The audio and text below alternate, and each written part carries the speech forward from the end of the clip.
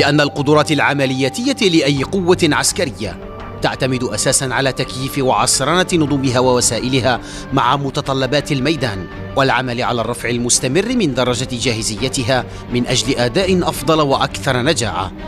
فإن مجال البحث العلمي المتخصص خاصة في المجالات ذات الصلة المباشرة بمهام الدفاع يظل أكثر من حيوي، مجال يلتقي فيه المدني بالعسكري، تتوحد الرؤى وتتضافر الجهود لهدف واحد: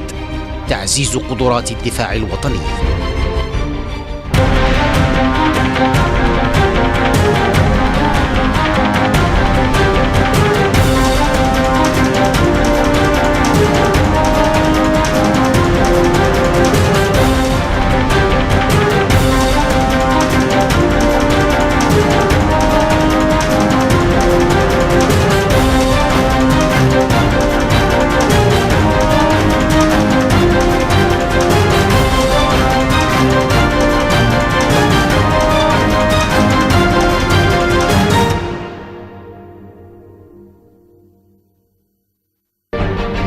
تشجيع البحث العلمي وتوفير الأطر الملائمة له من خلال تسخير كل الوسائل المادية والبشرية اللازمة ظل محور اهتمامات القيادة العليا للجيش الوطني الشعبي، إدراكا منها أنه السبيل الأوحد لإنجاح رهانها على خيار العصرنة والتطوير.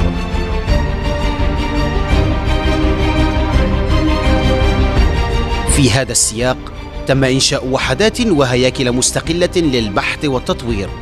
تكفلت بمهمة بعث المشاريع ذات الصلة بتكنولوجيا منظومة الأسلحة. كما جاءت التعليمة التوجيهية حول البحث العلمي الصادرة عن القيادة العليا للجيش الوطني الشعبي حول البحث الخاص بالدفاع، والمتضمنة أهم محاور تطوير هذا المجال الحساس، لتحدد القطاعات والمجالات العلمية والتكنولوجية المعنية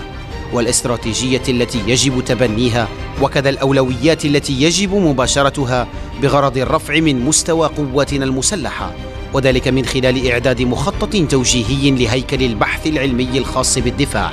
مع ربطه بمخططات تطوير القوات، وكذا بعث علاقات تبادل بين البحث العلمي ومجال الصناعات العسكرية. من أجل تأطير وتنسيق عمل هذه الهيئات تم استحداث مكتب البحث والتطوير بوزارة الدفاع الوطني في سبيل إعطاء بعد آخر لاستراتيجيتها الرامية للنهوض بالبحث العلمي وتشجيعه. سهرت القيادة العليا للجيش الوطني الشعبي على تكييف هياكل التكوين العليا التابعة لها وبرامجها وفق المناهج الأكاديمية المتعارف عليها في المعاهد والجامعات الوطنية والدولية، لتتحول هذه الهياكل إلى أقطاب بحث علمي بامتياز. الجيش الوطني الشعبي، وتكريسا لتشجيع البحث العلمي في أوساط مستخدميه من مختلف الفئات، أرسى مؤخرا تقليدا نبيلا من شأنه تحفيز الطاقات المبدعة ورعايتها من خلال جائزة الجيش الوطني الشعبي